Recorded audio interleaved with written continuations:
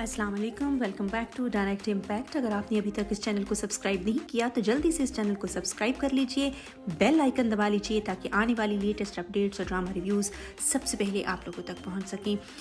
Drama serial निकाह की 41वीं episode आज ऑन एयर हुई। हमने देखा कि शादी की लिस्ट बन रही है जो कि उसके फ़ारूक और उसकी बीवी के दरमियान होने वाली गुफ्तगू और बनने वाली लिस्ट अभी शुरू के मराहिल में ही होती है। तभी वहाँ पर शॉपिंग से वापसी पर आ जाती हैं रायना और युसरा। शादी की सारी शॉपिंग ये दोनों ही कर रही हैं और फ़ारूक वहाँ पे कहता है कि तुम लोग जल्दी से ख़त्म कर लो, एक हफ़्ता रह गया है शादी में। तो वो पूछती है कि बस लास्ट शॉपिंग्स ही हैं, बस एक आध दिन ही है, आइंदा नहीं होगा। तो वो कहती है कि क्या कर रहे हैं, बताता है कि हम लिस्ट बना रहे हैं। तो यहाँ पे वो फिर इंसल्ट करती है उमाइमा की कि इसको हमारे सर्कल का क्या पता, रायना आंटी के साथ बैठ के आप लिस्ट बनाते। यहाँ पे फ़ारूक का कहना बनता था कि वो मेरी बीवी है, जब तक मैं उसको बैठ के बताऊँगा नहीं, क्योंकि उसने मेरे साथ इस सर्कल में मूव करना है, इसको ऐसे ही तो पता चलेगा। लेकिन खैर ड्रामा है, कहाँ इतनी ज़्यादा हकीकतें ये लोग एक दूसरे को बता सकते हैं। खैर वो उठ के चला जाता है और फिर रायना बदतमीज़ी करती है उमाइमा से, वो कुछ भी नहीं कहती और ख़ामोशी से उठ के चली जाती है।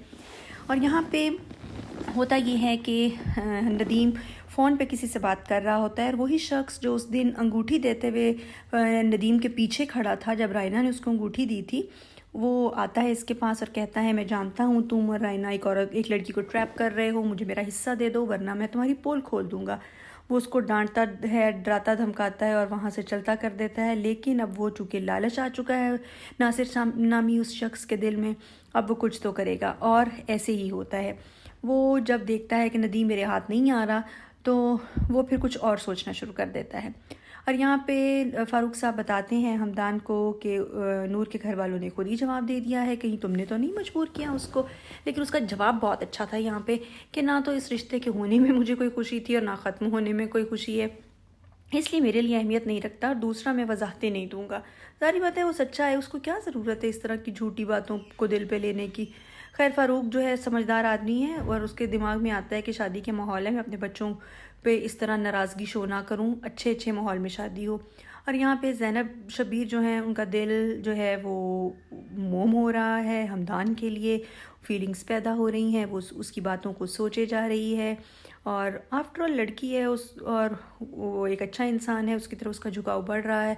और यहाँ पे हारिस बेचारा बहुत अजियत में है, बहुत तज़ब्ज़ब का शिकार है। माँ उसके साथ डबल क्रॉस कर रही है, कुछ इसको समझ आ भी रही है कि वो मुझे यूज़ कर रही है, मेरी मजबूरी का फ़ायदा उठा रही है अपनी खुशी की खातिर। माँ है, क्या करे फिर, बेटे की शादी भी करना चाहती है लेकिन ज़िद भी आड़े है कि अनुषा से उसकी जान छुड़ानी है, अनुषा पसंद नहीं है। और यहाँ पे फिर नासिर हमदान को कांटेक्ट कर लेता है कि अगर तुम नदीम की हकीकत जानना चाहते हो तो मुझे एक कैफ़े में आके मिलो।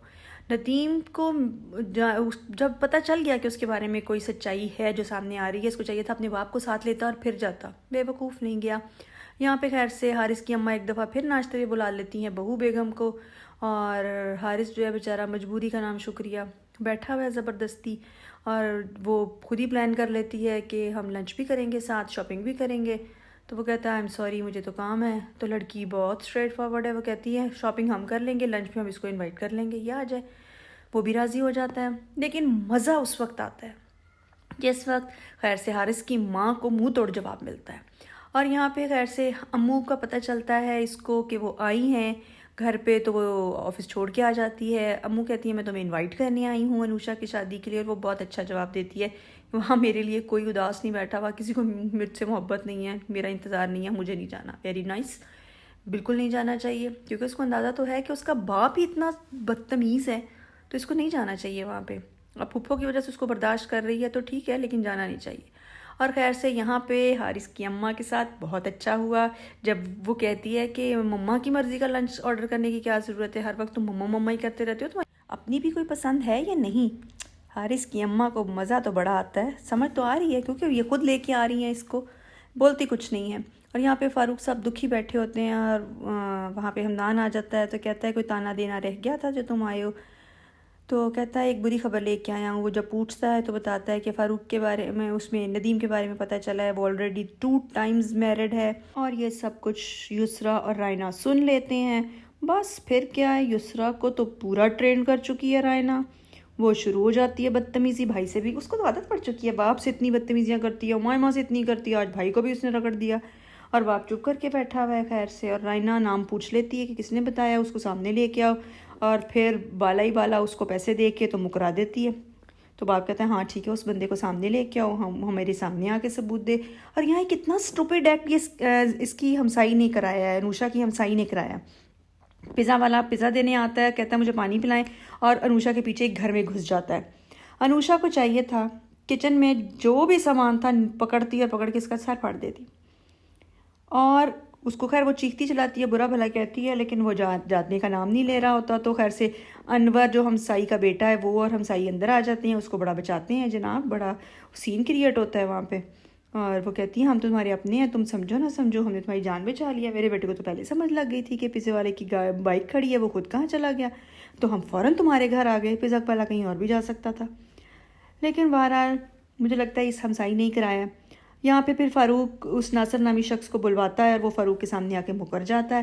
اور یہ سب کچھ رائنا نے اور ندیم نے اس کو پیسے دے کے کرایا ہے, کیونکہ وہ تو چاہتا ہی پیسے تھا. تو پھر جناب وہ برا ثابت ہو جاتا ہے, اور ایک دفعہ پھر بدتمیزی کا مظاہرہ کرتی ہے بھائی کے سامنے.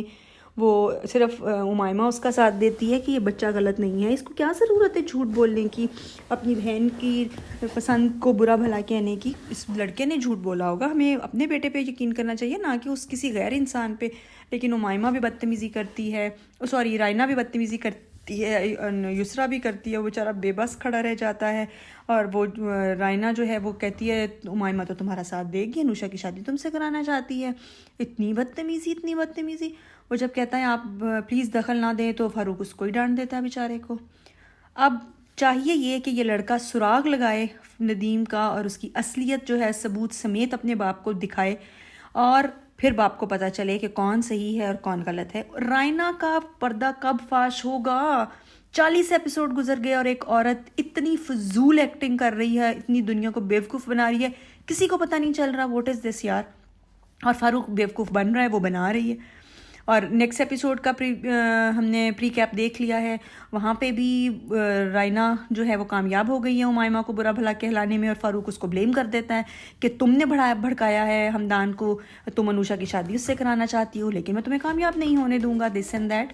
بہرحال یہی تھا آج کے ایپیسوڈ کا ریویو. آپ کو کیسا لگا کامنٹ سیکشن میں اپنی رائے کا اظہار ضرور کیجیے گا. ہمارے چینل کو سبسکرائب کر لیجیے, بیل آئکن دبا لیجیے, تاکہ آنے والی لیٹسٹ اپڈیٹس اور ڈرامہ ریویوز سب سے پہلے آپ لوگوں تک پہنچ سکیں. اگلی ریویو تک اجازت چاہتے ہیں, اللہ حافظ.